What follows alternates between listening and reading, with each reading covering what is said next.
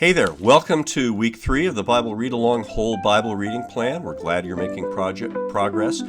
This week we're going to be reading Genesis chapter 46, the end of the book of Genesis, to Exodus chapter 15, getting us into the story of Israel's departure from slavery in Egypt. We'll finish, as we said, the book of Genesis and the story of Joseph, and we'll get much of that Exodus story under our belts. We'll also be reading Psalms 15 to 21. Now, at the end of Genesis, we're going to discover why it is that the people of Israel are in Egypt to begin with when we get to the book of Exodus. How did they come to be enslaved? Well, part of the story is how they come there at the end of the story of Joseph. Ironically, we're going to see how this ending of the story lays the groundwork for the later oppression of Egypt by Pharaoh as the people give all of their land to the crown, to Pharaoh, in exchange for the food support that they have. We'll see how Jacob will bless the two sons of Joseph, even blessing the younger one primarily, just as Jacob himself, the younger one, was exalted over the older one. But also, this is going to explain to us why later in the story, Joseph's two sons, Ephraim and Manasseh, are each going to be the progenitors of 2 of the 12 tribes. More to say about that later as we come to it, as that develops.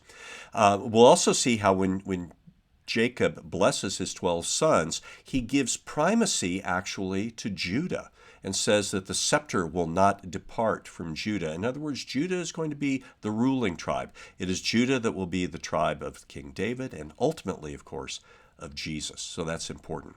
Now, in Exodus, we see how time has passed, how Israel has grown, and how a Pharaoh who had forgotten about the good things that Joseph had done sees the Israelites as a threat, and so he enslaves them for the monumental works that he is trying to accomplish, building his own name and reputation. Now, he tries ultimately to exterminate the Israelites, as do the pharaohs, but they're frustrated by the cleverness of the Egyptian midwives and by mothers like Moses' mother, who saves him by putting him in the Nile River, and God cares for him. Moses is amazingly raised in Pharaoh's household, but as an adult he learns about his origins and through a series of circumstances flees off to the desert where he is for 40 years. Well, famously at the end of those 40 years, God speaks to him in the burning bush. He says, "My name is I Am. Tell them I Am has sent you." So I am that I am, this way that God identifies himself as the eternal one, the base of all of existence. But calls Moses to lead Israel out of slavery, and Moses says, "I can't do that. I'm old and I'm a bad speaker." And God says, "I'll be with you. I'll take care of you." And so God sends Moses back to Egypt, and Moses leads Israel as God brings plagues upon Egypt. In these we see God fighting for Israel instead of Israel fighting for itself. And in doing these plagues, God isn't just making life difficult for the Egyptians, but he's undermining the very things that the Egyptians worship, showing that God, the God of Israel, is the one true God, greater than all of the idols that the Egyptians worship.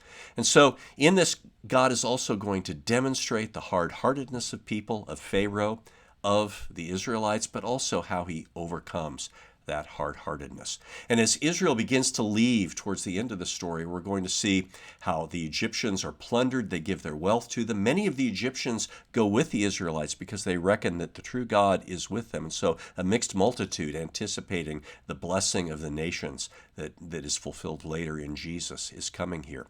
God guides the people through a pillar of cloud and a pillar of fire. He enables them to cross the Red Sea. And of course, he gives them the Feast of Passover as a way to celebrate and remember his great act of salvation. You're also going to be reading, of course, 7 of the Psalms, as we do every week in this program.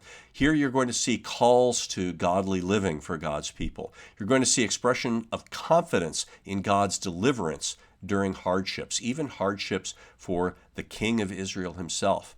And we'll see how the 2 books of Revelation, the Bible and creation, come together to tell us about God. So, happy reading. Hope that you learn a lot and really get into the habit of reading God's Word as you continue.